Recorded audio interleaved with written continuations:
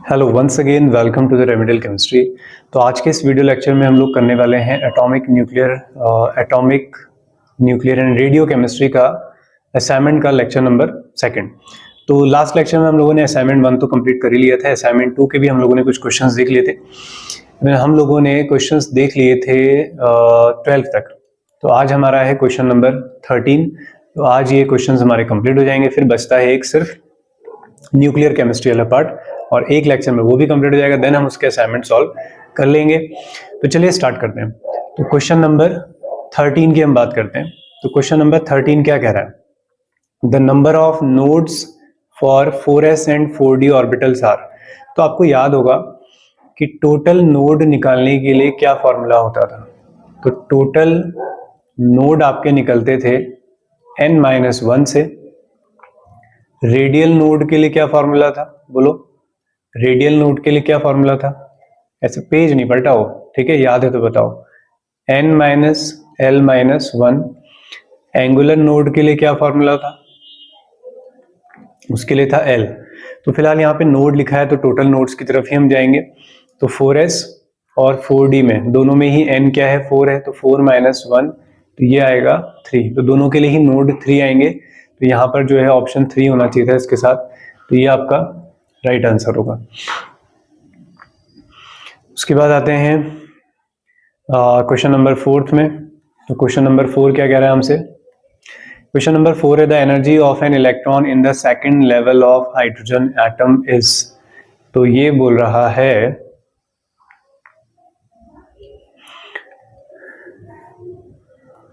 The energy of an electron in second level of hydrogen atom is. Second level में energy जो है वो -E दी है। It's value in the third energy level will be. आप सभी जानते हैं कि जो एनर्जी है, अगर आप उसका फॉर्मूला लिखते हैं तो -13.6 Z² n²। तो बेसिकली जो एनर्जी है वो डिपेंड करती है Z² पे और n² पे। क्योंकि यहाँ बात हाइड्रोजन की चल रही है तो Z से कोई मतलब नहीं है। तो आपको पता है कि E जो है वो इनवर्सली प्रोपोर्शनल टू है n²। अगर सेकंड ऑर्बिट की एनर्जी कितनी आ रही है, अगर आप सेकंड ऑर्बिट की एनर्जी यहाँ पे रखते तो वो कितनी आती? 1/4 आती। और वो है कितनी आपकी? कितनी है क्वेश्चन में गिवन है आपको, कितना है वो? E है। तो इसका मतलब ये है कि जो ये एनर्जी आ रही है आपकी वो 1/4 आ रही है, ठीक है। अगर मैं कहता आपसे कि फर्स्ट वाले की एनर्जी बताओ, तो फर्स्ट वाले के लिए एनर्जी क्या रखते हैं आप बोलते E = 1/n², है ना। तो वो क्या होती है आपकी? n कितना रखते हैं आप? 1 रखते हैं। और सेकंड वाले में कितना आती है? 1/4 आती। तो अगर ये वाली वैल्यू 1/4 वाली E है तो पहली वाली वैल्यू क्या आनी चाहिए? फिर 4E आनी चाहिए, है ना। ऐसा ही तो होगा। देखो करके देख लेते हैं, अप्लाई करते हैं। अगर ये E1 है तो 1 रखेंगे, अगर ये E2 है तो आपको पता है अगर ये 4 एनर्जी है पहले वाले के लिए तो दूसरे वाले के लिए n² कितना होगा? 4। तो 4 से 4 डिवाइड करेंगे तो कितना आ जाएगा? E। तो अगर सेकंड ऑर्बिट की एनर्जी 4E आ रही है तो फर्स्ट वाले के लिए अगर सेकंड वाले के लिए E है तो मतलब फर्स्ट वाली कितनी रही होगी? 4E। तो तुम्हें फर्स्ट वाले की एनर्जी पता चल गई, तुम्हें थर्ड की निकालनी है। तो तुम्हें पता है कि थर्ड की एनर्जी जब निकालेंगे तो 1/9 हो जाएगा। और पहली वाले की एनर्जी कितनी है? 4E। तो आंसर कितना हो गया? -4E/9। तो इंपॉर्टेंट है, थोड़ा सा ट्रिकी क्वेश्चन है, दोबारा देखो, समझो, उसे आ जाएगा। अब देखो नेक्स्ट क्या कह रहा है? An electron travels with a velocity of 1/100 of the speed of the light. Again velocity का फॉर्मूला लिखें आप। देखो पेज मत पलटो बार बार, अब तक तो तुम्हें याद हो जाने चाहिए। इंटू 10⁶ Z/n, ये फॉर्मूला होता है। तो इससे तो हमें क्या ही करना है, तो हमें बस डिपेंडेंसी चाहिए कि V is inversely proportional to n है, राइट। अगर ये कह रहा है कि if an electron travel with a velocity of light in first orbit, मतलब जो फर्स्ट ऑर्बिट है जहां पे n कितना रखेंगे आप? 1 रखेंगे। तो ये जो सारी एनर्जी आ रही है वो स्पीड ऑफ लाइट यानी कि c का कितना है? 1/100 है। तो इसका मतलब V1 इतना है, ठीक है। अब V2 निकालो। तो V2 में आपको पता है कि Z बाई एन, एन कितना हो जाएगा, स्क्वायर तो करना नहीं है, तो नीचे से कितना आ जाएगा, 2 आ जाएगा। सॉरी, कौन से शेल के लिए, 5th ऑर्बिट के लिए, तो नीचे क्या आ जाएगा 1/5। पहले के लिए कितनी थी, C बाय 100, तो दूसरे के लिए क्या होगी, उसी एनर्जी का 1/5, तो बेसिकली कितना आ गया 1/, ये मैंने ज़्यादा जीरो लगा दिए हैं, ठीक है। तो ये है आपका 500C, तो 500 को कर लो डिवाइड, तो कितना आ जाएगा 0.002, तो इतनी टाइम्स ये एनर्जी होगी। नेक्स्ट क्वेश्चन है 1 electronvolt of energy is equivalent to photon with a wavelength about. तो इलेक्ट्रोवोल्ट में एनर्जी दी है और वेवलेंथ आपने निकालनी है, तो आप सभी जानते हैं कि लैम्डा इज इक्वल टू क्या होता है, h अपॉन, अच्छा वो फॉर्मूले की जरूरत नहीं है, एनर्जी है ना, तो एनर्जी इज इक्वल टू क्या होता है, hc upon lambda, right. Lambda हमें निकालना है, तो lambda is equal to hc upon E. अब जब hc अपॉन ई आप रखेंगे, यहाँ पे रख लेते हैं, तो h है आपका 6.626 इंटू 10 की पावर माइनस 34 जूल सेकंड में होता है, ठीक है। स्पीड ऑफ लाइट सबको याद है 3 इंटू 10 की पावर 8 मीटर पर सेकंड, तो ये तो चलो कट भी जाएंगे, ठीक है। वेवलेंथ एंगस्ट्रॉम में निकालनी, पहले मीटर में निकाल लेंगे फिर, और अपॉन में क्या आना है एनर्जी 1 इलेक्ट्रोवोल्ट, तो 1 इलेक्ट्रोवोल्ट की एनर्जी कितनी होती है, अगर जूल्स में लिखें तो 1.6 इंटू 10 की पावर माइनस 19। आप कहेंगे सर इलेक्ट्रॉन पे चार्ज होता है, बिल्कुल चार्ज ही होता है, तो इसकी यूनिट होती है कूलॉम, और बचा क्या वोल्ट, वोल्ट पे क्या होता है V is equal to W upon Q होता है जूल्स पर कूलॉम, इसलिए कहा जाता है कि 1 इलेक्ट्रोवोल्ट की एनर्जी कितनी होती है 1.6 इंटू 10 की पावर माइनस 19 जूल, ठीक है। तो बस आपने क्या करना है, इसको सॉल्व कर लेना है, तो जब आप इसे सॉल्व करेंगे तो ये आएगा 12,000, थोड़ा बहुत अरेंज करेंगे और साथ में मिलेगा 10 की पावर माइनस 10 मीटर, फिर 10 की पावर माइनस 10 को आप किस में चेंज कर लेंगे, एंगस्ट्रॉम में, तो ये आ जाएगा आपका 12,000 एंगस्ट्रॉम। कॉन्सेप्ट समझ में आ गया होगा, तो option D is the right answer. Okay, next है फॉर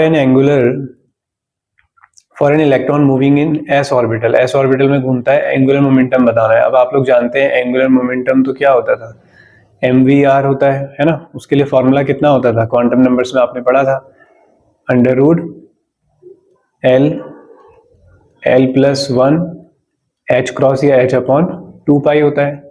अब s के लिए जो l की वैल्यू होती है वो कितनी होती है, 0 होती है, तो ऑर्बिटल का एंगुलर मोमेंटम भी कितना आएगा, 0।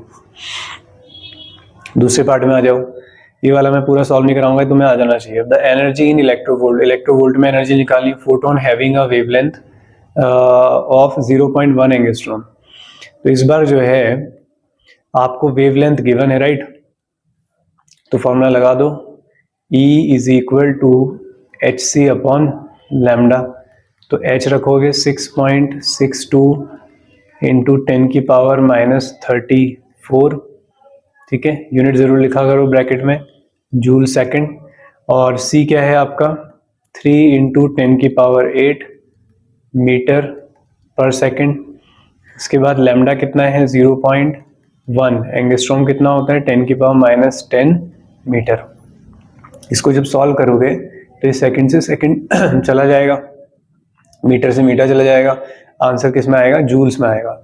बस अब जूल्स को तुम्हें किस में चेंज करना है, इलेक्ट्रो वोल्ट में चेंज करना है, तो और किससे डिवाइड कर देंगे आप, 1.6 इंटू 10 की पावर माइनस 19 से डिवाइड कर देंगे, तो आपका आंसर किस में आ जाएगा, इलेक्ट्रो वोल्ट में आ जाएगा। और ये आपका आ रहा है जहाँ तक है 1.24 इंटू 10 की पावर 4। चेक कर लेता हूँ एक बार आंसर इसका, तो ये आ जाएगा आपका डी, सॉल्व कर लोगे कोई दिक्कत नहीं है। फिर है क्वेश्चन नंबर 19, ये कह रहा है which of the following electron transition in a hydrogen atom will require the largest amount of energy. तो देखिए लार्जेस्ट अमाउंट ऑफ एनर्जी की रिक्वायरमेंट कहाँ होती है, आप लोग जानते हैं कि जैसे जैसे आप आगे जाते हैं एनर्जी बढ़ती तो है, लेकिन इनकी एनर्जी गैप क्या होते जाते हैं, कम होते जाते हैं। तो मैं ये वाला डायग्राम ध्यान होगा इसका, ऐसे बना देते, तो जैसे जैसे ऊपर जाओगे तो एनर्जी गैप क्या हो जाएगा, बढ़ जाएगा। तो सबसे ज़्यादा एनर्जी गैप अगर मिल सकता है तो किसमें मिल सकता है, जब n1 हो और दूसरी स्टेट कौन सी हो, n2 हो, तो सबसे ज़्यादा एनर्जी गैप इसी में आ सकता है। तो फ्रॉम 1 to 2, तो ए इज द राइट आंसर। फिर क्या कह रहा है देखो नेक्स्ट में है आपके पास the ionisation potential of hydrogen atom is 13.6 electrovolt. The energy required to remove an electron in the n=2 state of the hydrogen atom. ये इंपॉर्टेंट क्वेश्चन है, ठीक है, समझेंगे इसके कॉन्सेप्ट को। ये कह रहा है ionization potential of atom is 13.6 electronvolt. तो आयनाइजेशन पोटेंशियल ऑफ हाइड्रोजन, तो आप लोग जानते हैं हाइड्रोजन के पहले ही शेल में इलेक्ट्रॉन होता है। अब आयनाइजेशन का मतलब होता है कि इसे इतनी एनर्जी दी जाए कि इससे इलेक्ट्रॉन बाहर निकल जाए। जो फर्स्ट शेल है उसकी एनर्जी होती कितनी है, -13.6 इलेक्ट्रोवोल्ट होती है। तो अगर मैं इसे इतनी एनर्जी प्रोवाइड कर देता हूँ, प्लस में हो जाएगी वो एनर्जी, है ना, तो वो इलेक्ट्रॉन बाहर निकल जाएगा। अब इसने जो हमसे पूछा है वो पूछा है अगर वो n=2 में होता, सेकेंड एक्साइटेड स्टेट में होता, मतलब फर्स्ट एक्साइटेड स्टेट हुई वो यहाँ होता अगर इलेक्ट्रॉन, तो आप बोलोगे सर यहाँ की एनर्जी शायद तुम्हें याद भी हो, चलो मैं निकलवा देता हूँ। फिर भी क्या होता है, z² z तो 1 ही है, तो 1² मतलब 4, तो 4 से डिवाइड कर लो, कितना आएगा 3.4 इलेक्ट्रोवोल्ट। यानी कि इलेक्ट्रॉन जहाँ बैठा है उसकी एनर्जी कितनी है, -3.4 इलेक्ट्रोवोल्ट। तो अगर तुम इतनी एनर्जी दे देते हो, यानी कि आप +3.4 इलेक्ट्रोवोल्ट एनर्जी दोगे, तो वहां से इलेक्ट्रॉन निकल जाएगा। तो कौन सा आंसर सही है फिर यहाँ पे, option D is the right answer. फिर नेक्स्ट है, ये तो इजी क्वेश्चंस हैं। Uncertainty in position of an electron, Heisenberg का प्रिंसिपल जानते हैं आप, ΔX into ΔP greater than and equal to h/4π। तो यहाँ पे आपको ये पता होगा, हाइजेनबर्ग ने हमें ये सिखाया कि अगर पोजीशन में अनसर्टेनिटी बहुत कम है, 0 है, मतलब पोजीशन तुमने एक्यूरेट बता दी है, तो मोमेंटम बड़ा डिस्टर्ब हुआ होगा, तो मोमेंटम में अनसर्टेनिटी इनफाइनाइट आएगी। ये अगर बहुत कम है तो ये बहुत ज्यादा मतलब इनफाइनाइट, ठीक है। यहाँ पे यही कहा गया है कि uncertainty in position of an electron is 0। Position में अनसर्टेनिटी 0 है, तो the uncertainty in its momentum would be, तो मोमेंटम में जो इन्फिनिटी आ जाएगा, अगर बहुत ज्यादा अनसर्टेनिटी होगी, ठीक है। Which of the following statement is not correct for an electron that has a quantum number n=4 and m=2। अगर n=4 हो और m=2 हो, n=4 का मतलब है फोर्थ शेल, जिसके लिए L की पॉसिबल वैल्यू हो सकती है 0, 1, 2 और 3, और M की वैल्यू सभी हो सकती हैं फिर, है ना, 2 भी हो सकती है।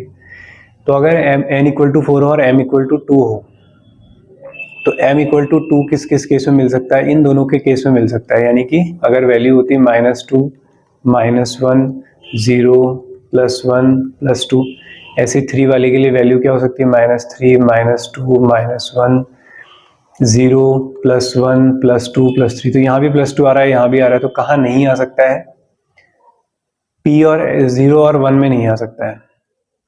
तो ऑप्शन देखो जरा डी वाले को, the electron may have the quantum number, तो ये क्वांटम नंबर नहीं हो सकते उसके पास, तो आंसर ये होगा। क्यों नहीं हो सकते, क्योंकि m=2 इसमें सब में नहीं आ सकता, सिर्फ किस में आ सकता है, 2 और 3 में आ सकता है। क्लियर हो गया।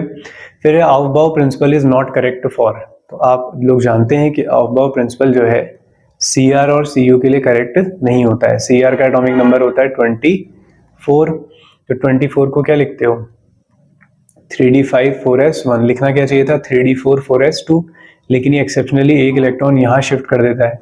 ऐसे ही Cu29, 9 हम फिल नहीं कर सकते, तो वहां पर 3d10 कर देते हैं और 4s1। तो Cr और Cu दो हमारे क्लास 11th से पढ़ते आ रहे हैं, जिन एक्सेप्शंस को वो हैं। उसके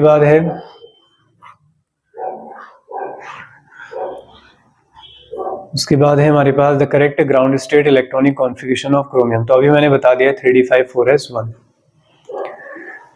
25th में आ जाते हैं, ये एक और एक अच्छा सवाल, what is the wavelength of an electron in nth Bohr orbit, कैसे बताओगे। वेवलेंथ बतानी है। वेवलेंथ के लिए तुम्हारे पास रेडियस के साथ क्या रिलेशन होता है? कोई भी नहीं होता है। यहाँ काम आएंगे तुम्हारे बेसिक्स। बेसिक्स का मतलब ये है कि तुम्हें मैंने बताया था कि यार एंगुलर मोमेंटम जो होता है, कंडीशन होती है ना बोहर की, क्या होता है NH/2 पाई, H/2 पाई का होल नंबर मल्टीपल। अब यहां से क्या करो, तुम अरेंज करो R को, तो R इज इक्वल टू क्या मिलेगा तुम्हें, mv को नीचे फेंक दो, तो mv को अगर नीचे फेंकोगे तो ये बचेगा H/mv, और क्या बचा यहाँ, n बचा है, यहाँ 2 पाई बचा है। तो H/mv क्या होता है, वेवलेंथ होता है, तो R is equal to lambda into n/2 pi. तो बताओ लैम्डा इज इक्वल टू क्या होगा, R into 2 pi into n। अब देखो फॉर्मूले में, मतलब ऑप्शंस में, तो रेडियस आप लोग जानते हैं 0.529 एंगस्ट्रॉम में दिया हुआ है सब, ठीक है। और किसके लिए है, हाइड्रोजन वगैरह है, क्या है, ऐसा कुछ बताया नहीं है, तो n ही रहेगा, राइट। तो इंटू n आप ऐसे लिखेंगे। फिर उसके बाद जो है 2 है आपके पास, और पाई की वैल्यू कितनी है, 3.14। तो देख लो कौन से उसमें है, तो b मुझे नजर आ रहा है ऐसा, n इंटू 2 इंटू 3.14 इंटू 0.529 और एंगस्ट्रॉम। तो ये इंटरेस्टिंग क्वेश्चन था। अब है एक और हलवा question, the number of orbitals possible for 5G।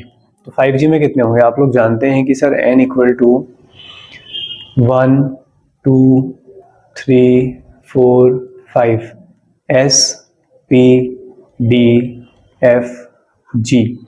तो ये किसकी वैल्यू लिख रहा हूं मैं यहाँ पे, L की। तो L की वैल्यू क्या है, 5 है। तो फॉर्मूला क्या होता है नंबर ऑफ ऑर्बिटल्स के लिए, 2l+1। एक सेकेंड, क्या 0 से स्टार्ट करना चाहिए ना मुझे, इसको इरेज कर देते हैं। देखो क्या है, 5G है ना, 5G है, मतलब आप लोग जानते हैं कि L की वैल्यू 0 से स्टार्ट हो, 0 1 2 3 और ये 4। तो ये है S P D F और ये G। तो G सबशेल के लिए L कितना होता है, 4 होता है। फॉर्मूला क्या होता है नंबर ऑफ ऑर्बिटल निकालने के लिए, 2l+1। तो 2 इंटू 4+1, तो 4 2 8 +1 यानी कि 9। तो B will be the right answer. Okay, एक और धमाकेदार क्वेश्चन है, which of the following statement regarding spectrum series is correct. Correct ढूंढ लो बस यहां से, Lyman Balmer Paschen, correct incorrect, correct ढूंढना है। तो तुम्हें सीरीज याद है, Lyman Balmer Paschen Brackett Pfund Humphrey, है ना। तो ये वाली सीरीज होती है यूवी रीजन में।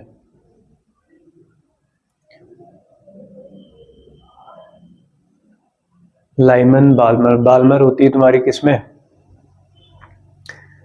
विजिबल रीजन में होती है, फिर सारे IR रीजन आते हैं। इसमें क्या है आपके पास, Paschen series appear in infrared, Lyman Balmer Paschen, हाँ पास्चन IR रीजन में आएगी, ठीक है। Lyman series appear in visible, ये भी गलत है, तो B सही है आपका, ठीक है।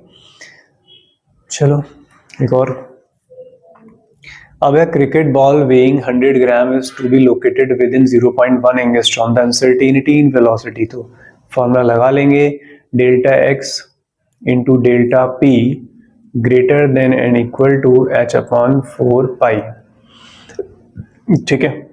अब आप लोग जानते हैं वेलोसिटी की बात चल रही है, तो मोमेंटम को ब्रेक करना पड़ेगा, तो m इंटू डेल्टा v और ये H/4 पाई। क्योंकि हमें वेलोसिटी चाहिए, तो डेल्टा v ग्रेटर देन, बाकी सबको उधर फेंक दो, तो H/4 पाई प्लस लगा दिया मैंने ऊपर, into delta x into m। तो h है 6.62 इंटू 10 की पावर -34, और ये है 4, ये है 3.14। अनसर्टेनिटी इन पोजीशन डिस्टेंस से पता चल जाएगी, 0.1 एंगस्ट्रॉम यानी कि 0.1 इंटू 10 की पावर -10 मीटर। और क्या बचा, एम, मास बचा है आपका, मास होना चाहिए केजी में, ठीक है, तभी यूनिट कैंसिल होंगे, तो 0.1 kg। तो बस सब आप सॉल्व कर लें तो ये आप लोगों का जो पावर को सारी आप एडजस्ट कर लेंगे, ठीक है। मैं आंसर यहाँ से देख लेता हूँ, आप लोग उसे सॉल्व कर लेंगे तो आपका आंसर आएगा सी, ठीक है। अब एग्जैक्टली ये आंसर नहीं आएगा, वैल्यूज आएगी आपकी 0.527 समथिंग। तो हमारे पास है ना वेलोसिटी जो है उससे ग्रेटर होगी या उसके इक्वल होगी, तो उससे ग्रेटर यही ऑप्शन बनता है पावर्स को एडजस्ट करने के बाद। तो इसलिए परेशान ना हो कि एग्जैक्टली ये तो आंसर आया ही नहीं है, सर ने कैसे लगा दिया होगा आंसर, पता नहीं। de Broglie wavelength of body of mass 1000 should be gram moving with a velocity of 3000 metre पर सेकेंड। तो डी ब्रोगली वेवलेंथ निकालनी है, लैम्डा इज इक्वल टू क्या होता है, एच अपॉन एम वी, ठीक है। अच्छा लिख देते हैं, lambda is equal to h upon m v. H पता है आपको, मास रख लोगे केजी में रखना, ठीक है, यूनिट कैंसिल हो जाएंगी, और वेलोसिटी आपको दी है तो डी ब्रोगली वेवलेंथ निकाल लेना। इसका भी आंसर मैं आपको बताता हूँ 2.208 इंटू 10⁻37, ठीक है, कोई रॉकेट साइंस नहीं है, इसमें कर लेना। 6.62 इंटू 10⁻34 और मास हो गया तुम्हारा 1 kg, जीरो नहीं है, ठीक है, और वेलोसिटी है कितनी 3000। बस सॉल्व कर लेना, इसे क्या प्रॉब्लम है, पावर इधर एडजस्ट करनी है, 3 से डिवाइड करना है, 3 2 6 आ रही है वैल्यू सीधे। ओहो, आखिरी सवाल की तरफ चलते हैं। तो 4f क्वांटम नंबर निकालना है भाई, n इक्वल टू 4 है तो l इक्वल टू क्या क्या हो सकता है, 0 1 2 3 s p d f, लेकिन हमारे पास है 4f, तो l इक्वल टू कितना होना चाहिए फिर 3 और n इक्वल टू 4, तो n इक्वल टू 4 और l equal to 3। This is the final answer, ठीक है। तो ये जो है आप लोगों का असाइनमेंट कंप्लीट हो चुके हैं कंप्लीटली, ठीक है। अब जो है हम लोग न्यूक्लियर केमिस्ट्री पढ़ेंगे। चलो मिलते हैं नेक्स्ट वीडियो में।